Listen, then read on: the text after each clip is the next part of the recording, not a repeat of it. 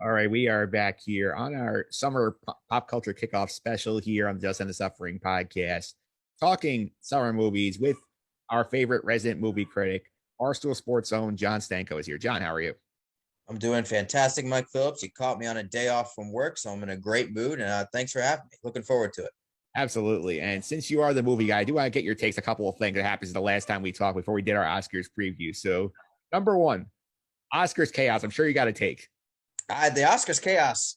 The Academy has to be ecstatic, right? Sure, Right. they lost Will Smith for 10 years, but this is the most anyone's talked about the Oscars in 2 decades. It's crazy. Obviously, it was monumental thing to watch. You didn't believe it when it happened on the screen. I don't believe for a second that it was staged. People who thought that, I think, are kind of cynical. But listen, my biggest thing was Twitter is usually a cesspool where everyone's complaining.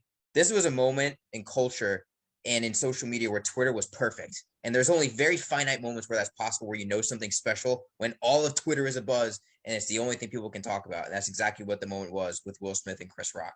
So it was absolutely bonkers. Yeah. Absolutely bonkers. Yeah, I mean, I've been keeping track of stuff throughout the year because I've been doing a running list of stuff for Pop Culture Party 4 at the end of the year with us and Sam DeRose. I was going to be on the episode later talking about Stranger Things. Like, that made the list. I'm like, okay, this Oscar going on for the first time ever.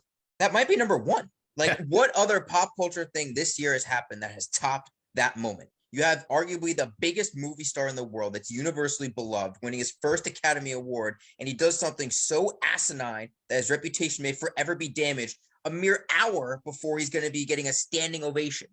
Crazy. Yeah, literal insanity. And I'm sure they probably got insane ratings for that last hour, and while everyone's waiting to see if he won and gave the speech.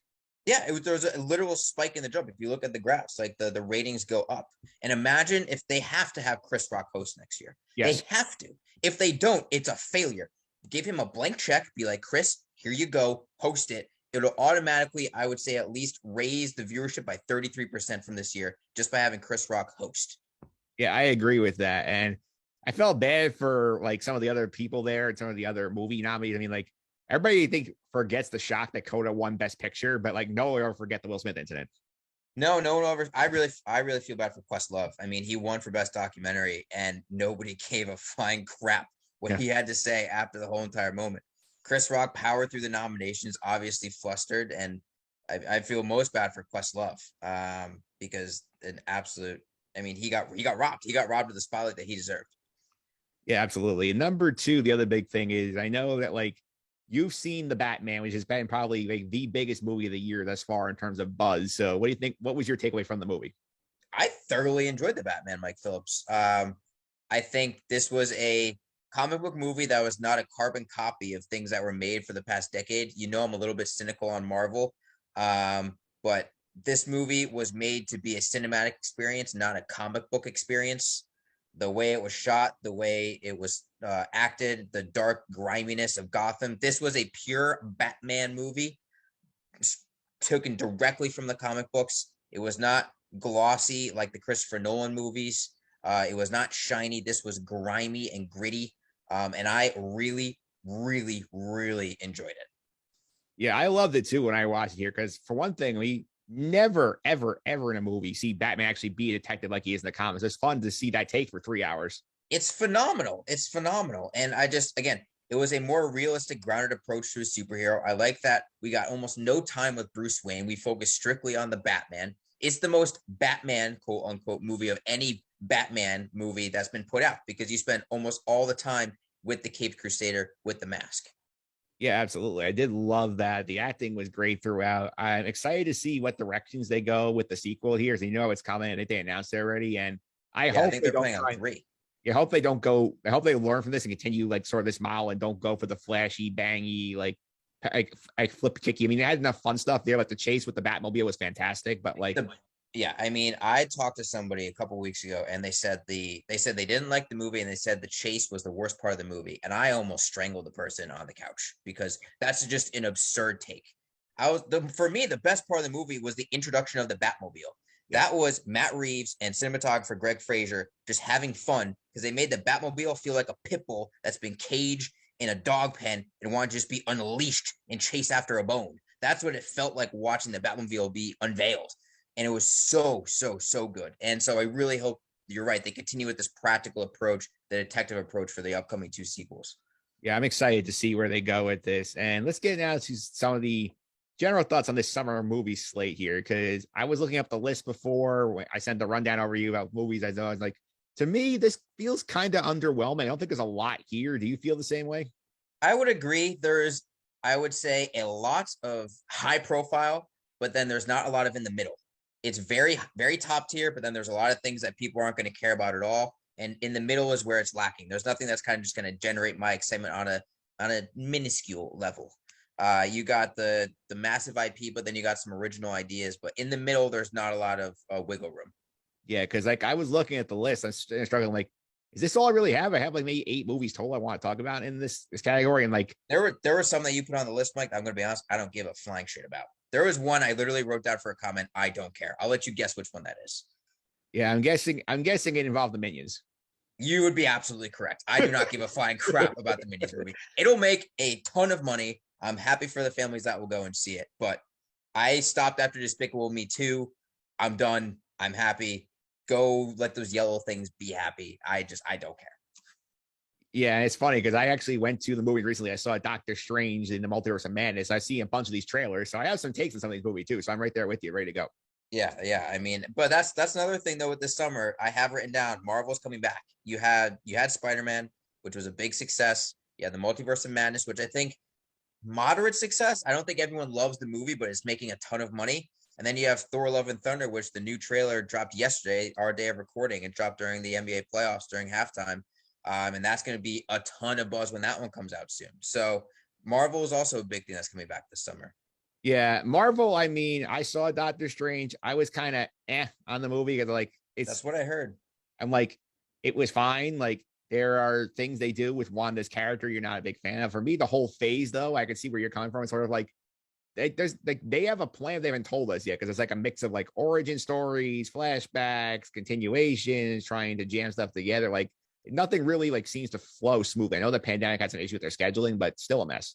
Yeah, so this is the question I have for you because you're a bigger Marvel guy than I am. You have followed along, you stayed up to date with everything.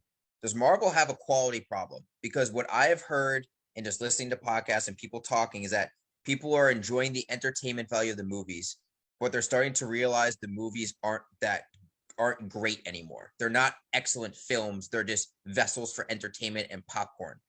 Like, do you feel the same way? Do you feel like they're going down that path? Do they need something to lift them up back up to like high quality film as well as high entertaining? Well, I think for me, of the 6 movies that come out so far, I'd say that one was very good and was Spider-Man No Way Home. I would say Shang-Chi is probably the second rated movie of the ones I've seen thus far. Wow, you put that above Multiverse of Madness? I didn't think Shang-Chi was that great. I like Shang-Chi a lot better than Multiverse of Madness. Wow. Okay, well that doesn't bode well for when I eventually see Multiverse. That was number 3 for me as Multiverse. Okay, I'm very curious to see where Marvel goes because I think I'm starting. There are people I know who are big Marvel fans who are now stopping because there's too much. The fracturing of there's too much to keep up with between Moon Knight, the new TV shows coming out, all the movies too, and it's happening. I feel a fracture within the Marvel Universe force, and I don't know if it's going to be able to be stitched back together. I'm curious as what the Feige will do. Yeah, well, I think they have the right movie coming out next. I think Thor: Love and Thunder is going to be huge. Right. I mean, this is the one where if I had stayed up to date on everything, I'd be rushing on theaters to see it because I loved Thor Ragnarok. It's my favorite Marvel movie from that first phase.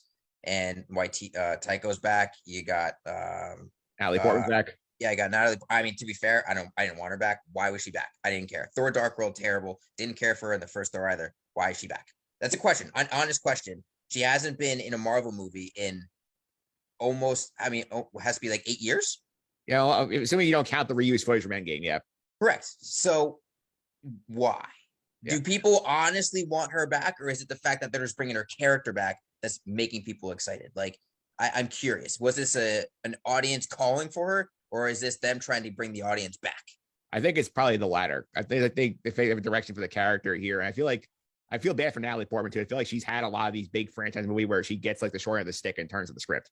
Yeah, I would agree. I mean, listen, the Star Wars prequels. Listen, episode 3, they assassinate her character so badly. Correct, absolutely. So I'm curious. But again, I think the vibe for Thor: Love and Thunder is going to be very, very good. I think it's going to get a ton of buzz, and I think it's going to be the best reviewed movie of this new Marvel phase thus far, just because I have faith in Taiki and what he does. I'd say best of this year at least. Because Spider-Man got extremely great reviews. So, all right, fair enough. Fair enough. We will see. and I will say the other Marvel problem here is I think is like I don't think the TV shows are landing as well because I don't think they actually know how to write television. Like these things all sort of feel like they're just movies that are chopped up into episodes and don't really have a TV flow. Yeah, I mean, people who watch Moon Knight, they were like intrigued by the premise at the start, but then at the end, they kind of made it feel like homework. And that's the vibe I got with people talking at work. They're like, the first couple episodes, cool, this is something different. But then by the end, you're like, it's not keeping my attention, but I started, so I might as well finish. That's the vibe I got talking with people at work. Yeah, for sure. Let's get down some of these movies here. Obviously, the one coming out closest to release here, Top Gun Maverick, the long-awaited sequel to the original Top Gun from the 80s here. It's supposed to come out, I think, 2020 before it was, yeah, everything, and now it's finally coming out here. I've seen all the press buzz. The trailer looks great. How are you feeling about this movie? Listen, I love the first Top Gun. Me and Emma will just dance to Danger Zone in the kitchen. It's one thing that we do. I'm so excited for this movie, and I'm stoked the reviews are also astronomically positive. I have not seen a negative review on IMDb or Rotten Tomatoes when I've gone and peeked. Every podcast I listen to has great buzz about this movie. Tom Cruise has poured his heart and soul into this, and it seems to be worth it, which is absolutely crazy that a movie that's made 3 decades after the original still has the fanfare after this. This is such dad energy of the people in their mid 40s and 50s going to see this movie are going to be absolutely stoked out of their minds. And it's going to make a ton of money, an absolute ton. It's going to be 2 back-to-back major summers for Cruise, too, because he has Top Gun Maverick, and then he has Mission Impossible next summer. So Tom Cruise is taking over summer 2022 and 2023. Yeah, for sure. I mean, this could have also been, I mean, this was supposed to be the summer of Keanu, but I think both his movies got pushed back. So that's true. That's true. I mean, John Wick Chapter 4, you'll see me in the opening weekend midnight premiere for that one if I can. But I'm very, very excited for Top Gun Maverick. The cast seems stellar. I've heard John Hamm is remarkable with this character in this movie. So I'm very, very excited for it. I think this is, in terms of the sequels coming out this summer, I think this one has the best chance at being the most well-reviewed of the sequels coming out. Yeah, I think for sure. And I think it's just sort of our summer kickoff movie here. I feel like they get the summer off to a flying start. That's a great pun right there. Nice job. I see what you did there. Yep. That's you. You're in the game for a number of years. You know how to take these puns. Yep. All right. Next up here, the very troubled production of Jurassic World Dominion finally is coming out. And I mean, I don't know if did you see the Netflix movie that was horrendous? It was basically a pun of like what happened with production for them. No, I didn't know. What is this? I haven't heard this. There's a very crappy movie on Netflix called The Bubble. It basically spoofs all of the. Oh, I had no desire to watch it. It looked terrible from the trailer. It looked awful. That had Pedro Pascal in it, right? Yep. Yeah, I heard. I had no desire to watch that. Yeah, it was terrible. Basically, the spoof of all the issues they had on production, like when they had their bubble. Now it's finally coming out, and I don't know. I've seen footage of it. I can't tell the actual buzz behind it. People are intrigued by this or not. I have conflicting feelings. It can't be worse than Fallen Kingdom, right? It can't be. Fallen Kingdom, terrible. It has Laura Dern and Sam Neill back. That's good. Yeah. Then with Jeff Goldblum brings back some goodwill in my mind, right? This is the original trio. This is what we all love. But it seems to be from the trailers that the main catalyst for the heroes getting back into the world is to go rescue the baby of Blue, the Velociraptor. Yeah. That's like the main instigating point to get them out of the woods and to go be among the dinosaurs again. Why? This may be a me thing. I don't care about Blue. I don't care about his baby. Just like I don't really care about the droids in Star Wars very much. I care about humans. Like, so if their main catalyst to get out there into the world again and to get amongst the danger is to rescue a baby Velociraptor, I'm sorry, I'm not buying that. What is the big bad in this movie? What are they trying to stop? What are they trying to accomplish? That's what I'm most confused by, because I don't understand what's the point of this movie in the long run besides saving this baby dinosaur. Maybe you know and I don't, but I haven't picked up anything from the trailers with that. I have not. And correct me if you think this is a bad analogy here.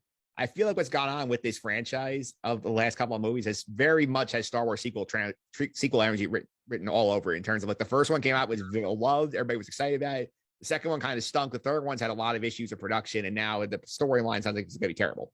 Well, here's the thing, though, is that the Last Jedi at least took chances to be different. The Fallen Kingdom tried to be the same thing and still failed. Yeah. So that's where this is, I think, different. But I do agree with you. It's a great analogy that this third part of this sequel trilogy, both of them are bringing back old cast members to try and reclaim some goodwill to get people back to go and watch it. Now, hopefully, Dominion can do it better than The Rise of Skywalker. But again, I am skeptical. I like the Jurassic Park franchise as a whole, even though I hate Fallen Kingdom. I'll stand by Jurassic World. I didn't think it was terrible. I had a great time in the theaters when I saw it. But Dominion, I'm going to be skeptical about this one until I see some positive things. But I'm not overly optimistic. Yeah, I mean, you feel the way about Jurassic World, the way I feel about Force Awakens, where now people retroactively go back and bash it and say, oh, like it was a bad movie. It set up everything that's going wrong. I'm like, you guys are lying to yourselves, because when you were in that theater, you loved it. You had so much right. And now it's like you're just retroactively saying, oh, 8 and 9 were bad, so I'm going to hate 7 too. Right. That's one of the things. Just admit you had a good time. It's okay to admit you had a good time with the movie, which you can admit like isn't the most original thing. That's like Avatar. When Avatar came out, guess what? I was thoroughly entertained by it when I saw it. Sure, it's Pocahontas with blue people, but guess what? You still had a great time when you saw it. So I agree with you. Dominion has a ton of star power with it. But I mean, we'll see. I will see. Yeah, and it's other connected theories. In both movies, I feel like Jurassic World and this one and Force Awakens both set up like some great like plot points that weren't necessarily followed through. Yeah, but again, it's at what point do you care about the story? What point do you care about rescuing a franchise from oblivion? Because right now, Star Wars movies are dead in the water, and Disney couldn't save that. We're not going to see another Star Wars movie for 5 years. What's going to happen to Jurassic Park after Dominion? Nobody knows. We'll see if this movie can at least resurrect and give it a life jacket so it could float a little bit longer while Star Wars is drowning. Yeah, absolutely. Let's go to the next one here, and this is one that I got very down on after seeing the trailer in theaters. Like, I'm out on Lightyear. I think it's gonna be a terrible movie. I don't think it's gonna pull me at all. But this is them trying to make Toy Story without making Toy Story 5. So I just don't think it's gonna work. I'm not one who hates the Chris Evans being the new voice of Buzz Lightyear, but we don't need this. I agree with you. We don't need it. Can we admit though, Chris Evans being cast as young Buzz Lightyear is like almost too perfect. It's like you look at Chris Evans, you look at Buzz Lightyear, and it just makes sense. It does. So that makes sense. I agree with you. I'm not going to be rushing out to see this movie, but can we both agree this movie is going to make an absolute crap ton of money because it blends the old Toy Story fans, the parents now who fell in love with the franchise, and it's going to blend the kids who see a new animated action movie with a new hero, and they're going to be like, "Ooh, what's that, mommy and daddy?" And they're both going to go to the movie theaters and see it and have a great time. So this is blending two different generations. So Disney is going to make a crap ton, whether or not this movie is critically well received or not. Yeah, I feel like it's going to make a ton of money very middling. That's the sense I got from the trailer. Yeah, I mean, I would agree. But this is the question I have overall for you, Mike. In terms of Disney, this is a way they're going is we saw them remake live action of animated movies, right? With The Lion King, Cinderella, Beauty and the Beast, all this. But we've seen now a rise of telling individual stories with characters from the original tales, like Cruella. It started with Maleficent as well with Angelina Jolie, and now we have Lightyear. Is this the new trend that Disney's going to do? Just bringing back characters from movies that we love and telling original stories, but with IP that's already out there. I feel like this is the new way Disney's going to go. Yeah, I mean, I haven't heard about a live action like adaptation from all the classic films coming for a while, so I feel like they're starting to shift this direction. Well, so then, what character is next? What character do you think is going to get the next origin tale that's going to give them some different perspective for the audience? You're going to get some sort of Lion King like material because that movie made $1 billion. That's true. I would this is my thing. If we're gonna go the Cruella route and highlight a villain and give them like a backstory, if you will, as to how they became evil, give me Jafar from Aladdin. Yeah. Jafar is crazy. Jafar is evil. I want to know how the hell he got that evil. That's one that I'm interested in if they want to take that direction. Yeah, I think Aladdin also is underrated. I feel like of the 3 that came out the year, I feel like that was the best one. People don't agree me on that. Yeah, people were just really miffed about the Will Smith genie thing, and I think they took that too far. I remember that movie being very, very colorful. I remember Jasmine being really good, but I remember the actor who played Aladdin, I did not enjoy at all. Yeah, he was kind of meh. I don't remember his name, and I should, but I remember him being very disappointing. I think it was Mana Masood, I believe. Okay, well, again, he would need to step up his game, but I thought Jafar was good in that movie as well. So tell an origin story of Jafar if they're going to continue with this character's origin story thing. I think for me, this is one where I'm looking at it saying, okay, like Disney Plus it is whenever it comes out there. I'm not going to go spend my money here. Absolutely. Absolutely. Yeah. Next up here, our musical movie of the summer here, the Elvis biopic. I have a confession. Yeah. I hate that I'm buying into this a little bit. I hate it. The trailers that Baz Luhrmann's putting out for this movie are intoxicating. He has a style that he knows how to manipulate incredibly well.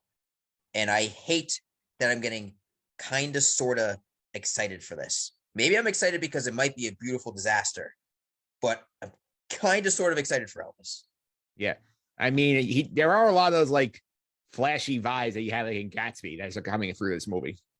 Right, but Elvis is a character in real life who fit that glamour, that glitter, that snazziness that Baz Luhrmann loves. Elvis lived that in real life. So it's actually a perfect match for a character and a director. And so I think it's all going to come down to Austin Butler and whether or not he can actually nail the role of Elvis. It's going to come down to him.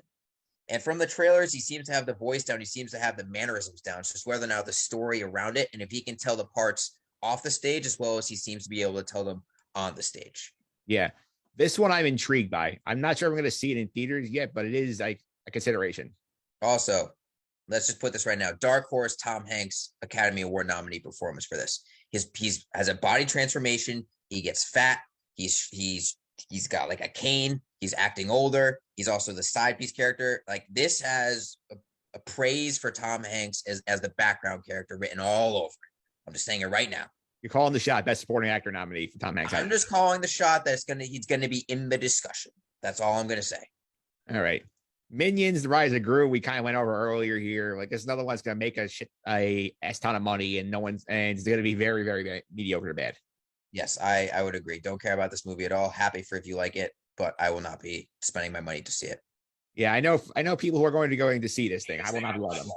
No, if you have a family, it's probably great. Happy for you. Wonderful. Good time. But that's not for me. All right. Next one here, the big Marvel we talked about before, Thor: Love and Thunder here. You have 2 trailers in now. This grabbed me right away. And I know I haven't predisposed to Marvel, but like the Aerosmith soundtrack to the first trailer was great. The sort of vibe it's giving off is a lot of fun here. And I do think it's interesting to see like this is our first like real like main original 6 Avenger who's getting a follow-up after. I mean, Hawkeye's show kind of counts, but I don't really put it in here in terms of big movie atmosphere. This is it. Yeah, this is the movie that I think is going to dictate Marvel's future. If this is a success, then they'll continue on the path they're on. If this one does not get the critical praise that it wants, then I think Feige and Marvel are going to have to rethink what they're going to do in the upcoming years because there's a lot behind this movie. It has Natalie Portman coming back, like we mentioned. You have now Christian Bale playing the bad guy, and he's an Oscar-winning actress playing the bad guy in a major multi-million-dollar, possible billion-dollar movie. You got a lot riding on this. And the new trailer dropped during the NBA playoffs, and it looked pretty good. A lot of different color palettes.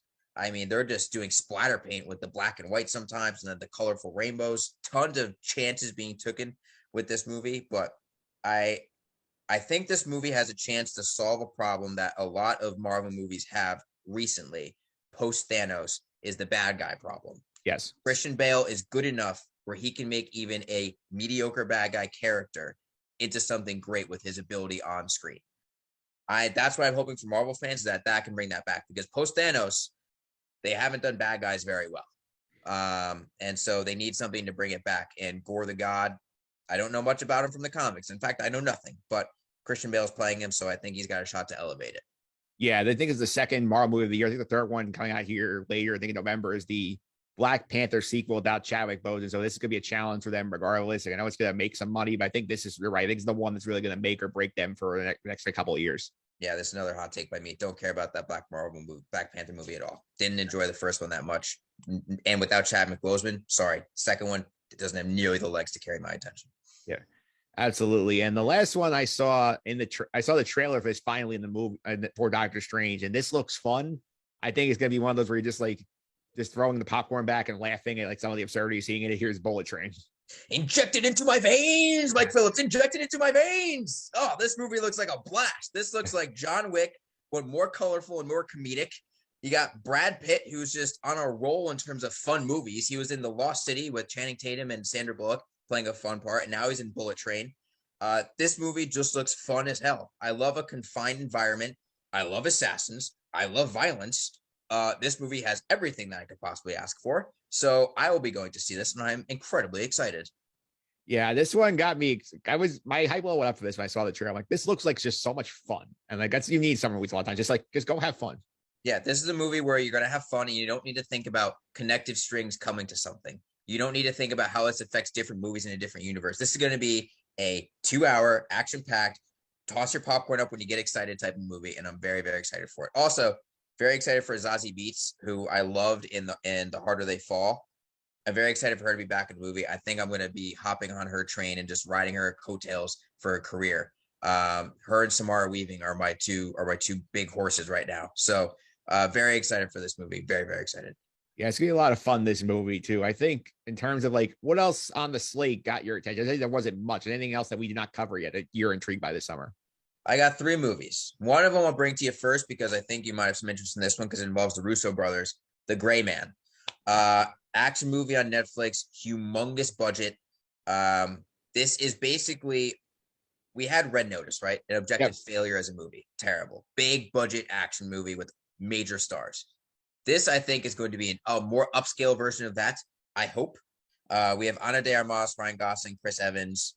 Very beautiful people, going to be doing crazy action things and being charismatic in front of the camera, probably being hokey and cheesy. But I do have faith that the Russo brothers can put something forward that's going to be like Extraction. If you remember with Chris Hemsworth, I think it was 2019, where you watch that action movie and you were just enthralled by it. I hope it's something like that. And from what I've read, they're going to try and make this a franchise. Like they're trying to make Red Notice a franchise. So I'm just hoping this one's a leg up. So that's the first one I'm very excited about. I don't know if you've heard anything about The Gray Man.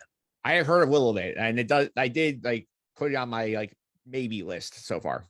Yeah. And then the other 2 I got are horror movies. I'll go through them quick. Nope. Jordan Peele's new horror movie.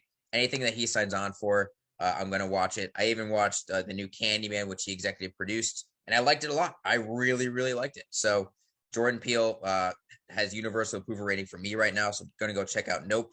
And then The Black Phone, new horror movie with Ethan Hawke. This movie just looks bonkers. The commercials being played every single commercial break during the NBA playoffs, and my girlfriend hates it, but I love it. So I'm very excited for what this movie is going to bring. So I got 2 horror movies and then an action movie in The Gray Man. Yeah, I know you're big on the horror stuff. Remember last summer we got the what was the trilogy on Netflix? The Fear Street. Yeah, I love Fear Street. Yeah, so like getting your good horror fix in the summer is underrated. Yeah, I agree with you. Give me a summer horror flick. Give me something 4th of July weekend again to get me excited. Yeah. And that was basically when the first one came out last year. I think it was right on 4th of July weekend. Right. I was sitting here long weekend going, what am I going to watch? And then bada bing, bada boom. Found 3 great movies. Yeah. It was definitely fantastic here and definitely a lot of fun. I will say it was also interesting. I know we mentioned this earlier, but we finally saw a trailer for Avatar 2 13 years later. So we did. It's interesting. There was a ton of blue. I mean, that was my biggest takeaway. Everything is a shade of blue between the Na'vi and the ocean. It looks beautiful. We'll see what the story brings. We'll see what the acting brings, but we finally saw footage, so it does exist. It does exist. It's not a figment of our imagination. No, it does. And we'll see how many we get. I mean, I think Cameron wanted to do 5, but my biggest thing with the Avatar is that this is the first time James Cameron is directing and writing a direct sequel to a movie he made. This is the second time. The first time he did it was Terminator 2. Yeah. Terminator 2 was incredible. So if he's that passionate about the Avatar franchise as he was Terminator 2, I don't want to get my hopes up, but I'm intrigued.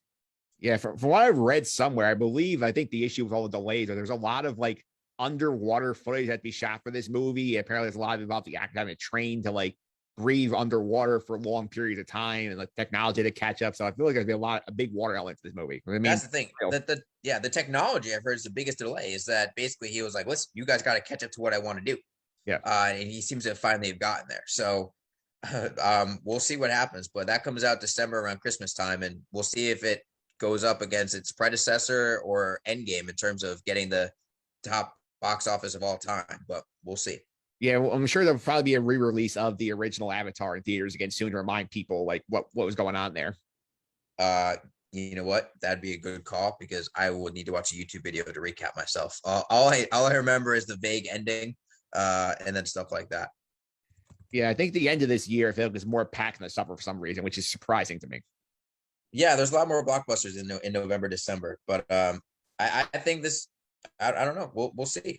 We'll see. I still think that summer movies. There's going to be movies that generate buzz that people aren't necessarily expecting that'll rise up. But I think it's going to be a heavy Marvel summer. Correct me if I'm wrong. There's no DC movie this summer, so there's no competition in terms of the comic world.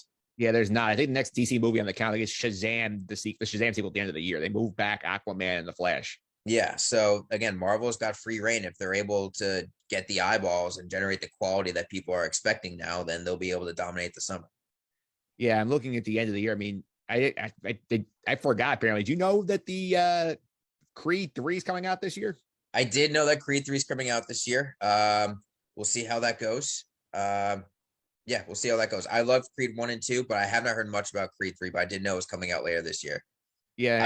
I'm most excited for the soundtrack for that movie. The soundtracks for the first two are what I remember most. Yeah. And looking here, I mean, Avatar is December 16th. And then I think the Friday before Christmas is that the Shazam movie. And I think there's a Puss in Boots sequel coming, apparently. Antonio Banderas still getting that paycheck, I guess. Yeah, he's getting paychecks. Fair enough. All right. So I forgot there's a WB movie. There's a DC movie in October as well. Black Adam is October. Oh, you know what? That's The Rock. You got The Rock and Black Adam in a movie that's been talked about for 5 years. It seems finally coming out. I guess. I mean, we'll see. That's the fall, so it's not the summer. That's the fall. But I guess DC does have something up their sleeve with that. Yeah, they do. And what else have you been checking out lately? What has caught your interest? So recent movies are stuff that I watched that I liked. I've been on kind of a horror movie kick. I watched the new Candyman I really enjoyed. I watched The Taking of Deborah Morgan, which is a movie that came back out in 2014, but for some reason it was under Vudu's most viewed rentals and it was getting a lot of praise recently, so I watched it. It was very good. I watched Hail Caesar recently, which is a Coen Brothers movie. Hadn't seen it yet. It was very good. And this is a movie that not a lot of people liked, but I watched All the Old Knives on Amazon Prime. Yeah. New one that came out this year, political thriller. I really enjoyed it. Reviews weren't that positive, but I had a great time. So those were the four I liked recently. But I'm here, Mike. I'm going to give you some movies that absolutely stunk too. Yeah, I recently watched Unbroken, the Angelina Jolie directed movie.